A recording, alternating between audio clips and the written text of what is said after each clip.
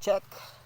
August 26. Check tayo sa luya natin na pang similya. Yan.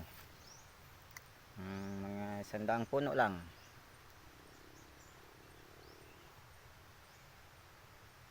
Hindi pa siya ganong makapal, pero tingnan nyo. Dito yung ano niya, tingnan nyo. Ayan, diba? Malaki. Oh, ano na yan, ganun dito sa kabila. Yan. Pero yung dahon nila hindi pa ganun kakapal. Kailang pang similya lang naman. Mga unod niya, laki na. Malaki na mga unod nila kasi oh, kaya naman nagbulaklak na, nagbulaklak. Yan.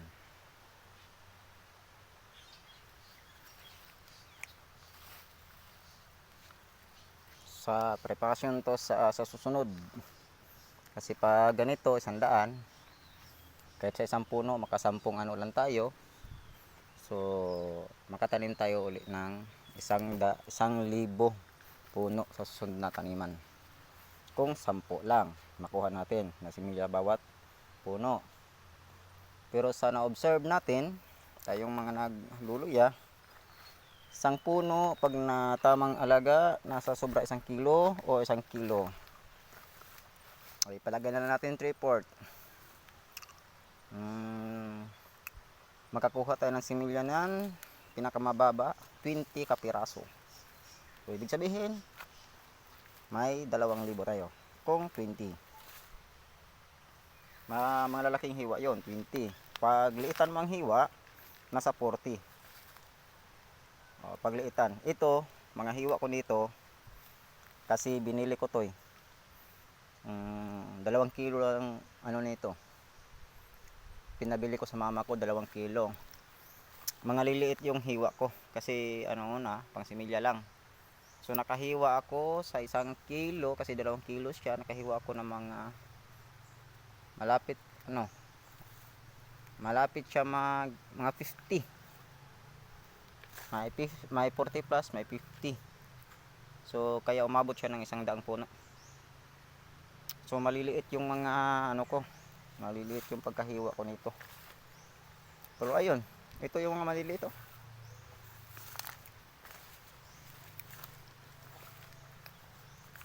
Yan yung mga maliliit na hiwa. Pang similya lang naman eh.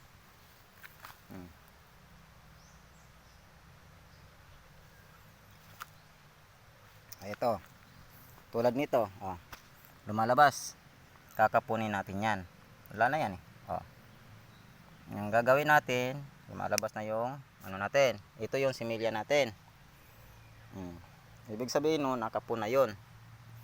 Tapos yung similya natin, tingnan nyo. May gustong sisibol. Anong gagawin natin dito? Itatanim natin. Ganon. Tatanim natin. Dito. Gawin natin dito. Uy. Ito. Nah, dito natin siya itanim. Ganon lang kadali. Dahil may gustong sumibol, lagay mo ng ganyan. Takpan. Takpan ng lupa. Yun. Diba? Pag nagkapon, ito naman marami. Pag umabot na to ng 50 o 40 kapuno, ibig sabihin nun, sobra 1 kilo. Ayan. Gusto nito yung kapunin. Ayan. Ayan. Pwede naman kapunin yan eh. Ayan, kapon. Pwede din to ilamas natin. Oh, ganyan na kaliit yung ano ko na nakapon. Takpan agad. Ganun lang. Pag may nakita, kapon, tanim. Pwede naman itanim eh. Ito.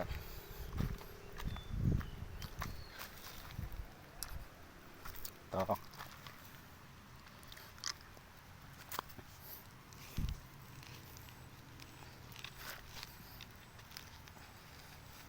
Yun. Sabi. Tapos may malapit na magsibol, yan, tanim mo. Ganyan lang. Tapan. Diba? So, nakadagdag naman tayo ng puno. Kapon. Pero pag marami na, pag maramihan na mga boss, yung sa mga baguhan lang. So, pero sa mga ano nito, mga batikan ng luya, alam na nila to. Ganon kalalaki, pwede yun ibenta pag marami na. Halimbawa, makatanim ka ng 2,000 puno. Ibig sabihin nun, 2,000 din yung makakapun mo. Ilang kilo kaya yon? Isipin mo nga, ilang kilo. Pwede mo ibenta yon. Ito. Yan. Kasi hindi naman sa kanya yan eh. Oh.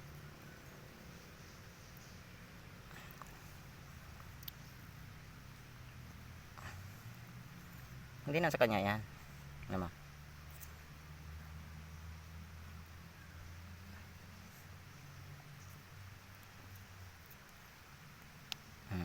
Yan, kapon na. Gano'ng kalaki? Oh my God. Yun, tingnan mo gano'ng kalaki oh. Pwede oh. Pwede pa si media. Oh, kasi nakapon natin. Oh, tingnan mo may suloy. Oh, di tanim naman. Dagdag tanim. Ganun lang. Kapon, tanim, kapon, tanim. Dito na naman natin. Pop.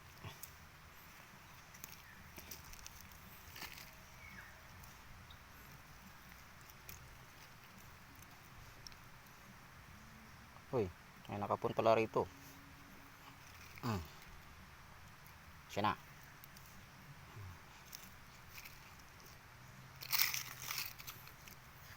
So, yun lang.